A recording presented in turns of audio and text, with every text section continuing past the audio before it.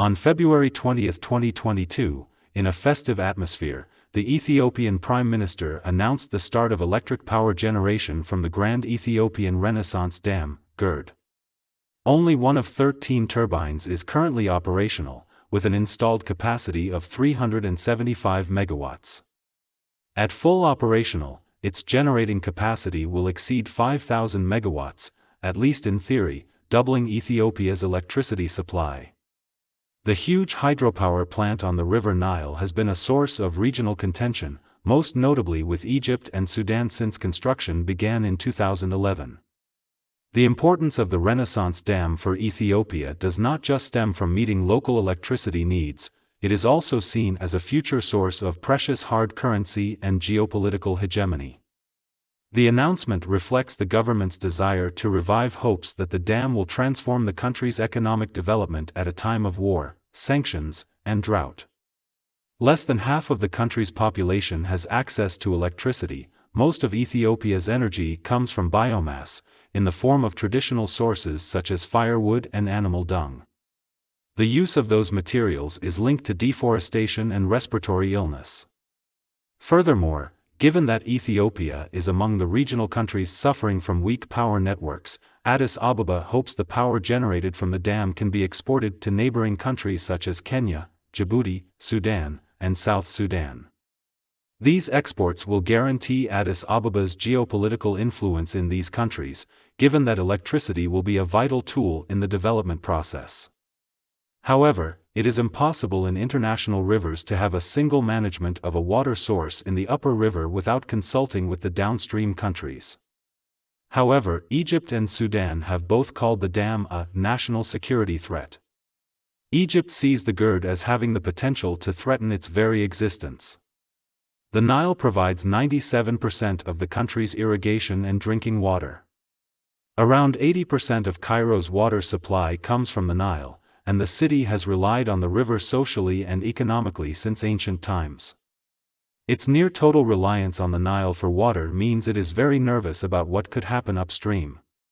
Egypt wants a guarantee of a certain volume of water.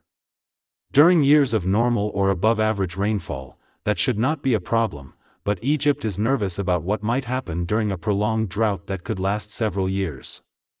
On the other hand, Sudan hopes the project will regulate annual flooding but fears its own dams downstream could be harmed without agreement on the GERD's operation. There are concerns from both parties over the refilling schedules of the other dams on the Nile following a drought.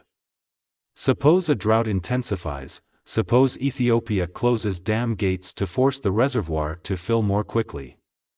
Either, or both, could cut off the water flow and could impact hydropower plants like Sudan's 280 megawatts Rosaires Dam and Egypt's 2,100 megawatts Aswan High Dam. On March 5, 2015, a Declaration of Principles on Renaissance Dam was signed. An exclusive agreement binds Egypt, Ethiopia, and Sudan together. However, the Ethiopian side is accused of violating its obligations under the agreement. Filling began in 2020, but the glass is still half full. The reservoir will need several more years before it reaches its full size. In the eyes of Ethiopia's government, the GERD project is truly monumental, and not just because it's taller than the Great Pyramid in Giza. With a generating capacity exceeding 5,000 megawatts when the dam is fully operational, it's not hard to see why the Ethiopian government is keen on seeing the dam through. The effects of filling will be dependent on how long the reservoir takes to fill. If it's rapid, 3 or 4 years, then the downstream impacts will be much less severe than if the Ethiopians slow down the filling, if it takes closer to 7 years. While filling the dam is not the issue, Egypt considers Ethiopia's actions to be an act of aggression and a direct threat to Egyptian and Sudanese national security. The problem is the lack of an agreement that meets the interests of all parties. Cairo claims that it has not received any official information from the Ethiopian side since the start of the filling. Ethiopia is accused of imposing a fait accompli without consulting downstream countries. According to the Declaration of Principles, all parties must agree on rules for the dam's initial filling and annual operation, and Ethiopia must notify downstream countries of any unforeseen or urgent circumstances that necessitate adjustments. The fifth item also calls for a three-country coordination mechanism. Nonetheless, none of the provisions were followed by Ethiopia, which completed the first and second fillings without the approval of Egypt or Sudan. Ethiopia's activation of the generators indicates that Egypt and Sudan, in fact, lacked sufficient information about the Renaissance Dam project's progress. Analysts have been criticizing the dam planners for their secrecy. Furthermore, when the filling stage is over, Ethiopia is reluctant to be tied to a figure of how much water to release. Its priority will be to make sure there is enough water to operate what will become the largest hydroelectric plant in Africa. After failing to reach a binding agreement on filling and operating the dam, negotiations under the auspices of the African Union (AU) were called off in April 2021. Meanwhile, Ethiopia has continued to fill the dam's reservoir, while Sudan's AU membership remains suspended following the military coup on October 25. However, an immediate conflict is unlikely at this time, and even less likely in the near future.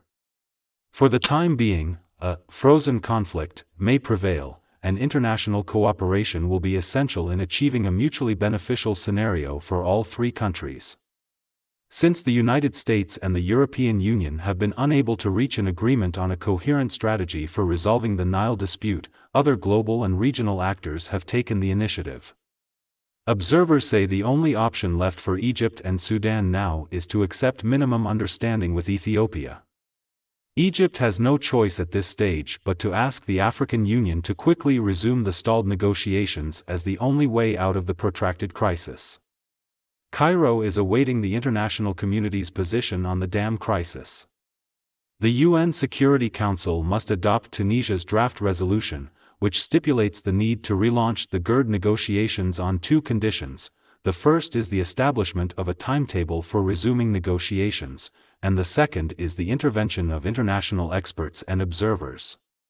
Both Egypt and Sudan are relying on the international community's intervention to resolve the GERD crisis, emphasizing that the issue is existential for Egypt.